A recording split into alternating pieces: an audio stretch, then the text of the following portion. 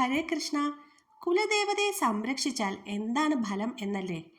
കുലദേവതയെ സംരക്ഷിക്കുന്നവർക്ക്, അതായത് നമ്മുടെ പരദേവതയെ, ആദിപരാശക്തിയായ ആ ദേവിയെ പൂജകൾ നൽകി തൃപ്തിപ്പെടുത്തുന്നവർക്ക്, അങ്ങനെയുള്ളവർക്ക് ഐശ്വര്യവും സമ്പത്തും സമാധാനവും ഒക്കെ കിട്ടുമെന്നാണ് പറയുന്നത്.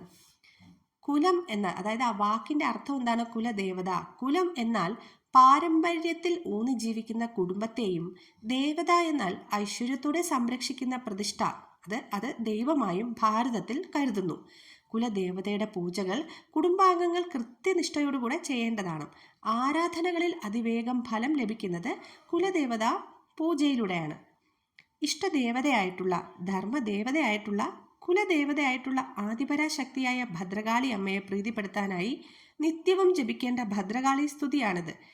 ഈ സ്തുതി നിത്യവും ശരീരശുദ്ധി വരുത്തി രാവിലെയോ സന്ധ്യയ്ക്കോ ഭദ്രകാളി അമ്മയെ മനസ്സിൽ ധ്യാനിച്ച് 18 തവണ ജപിക്കുകയാണെങ്കിൽ നമ്മുടെ ജീവിതത്തിൽ വളരെ വേഗം പലതരത്തിലുള്ള മാറ്റങ്ങളും ഉണ്ടാവും. ജീവിതത്തെ അലട്ടുന്ന എന്ത് പ്രശ്നമായാലും അതിനൊക്കെ ഒരു പരിഹാരം കാണാനായിട്ട് ആദിപരാശക്തിയായ ഭദ്രകാളി അമ്മയ്ക്ക് സാധിക്കും. അപ്പോൾ അങ്ങനെ 18 തവണ നമ്മൾ ചൊല്ലേണ്ട കാളി സ്തുതി ഇതാണ്. കാളി കാളി മഹാകാളി ഭദ്രകാളി നമോസ്തുതേ കുലം ച കുലധർമ്മം ച മാം ച പാലയ പാലയ. രാധേ രാധേ.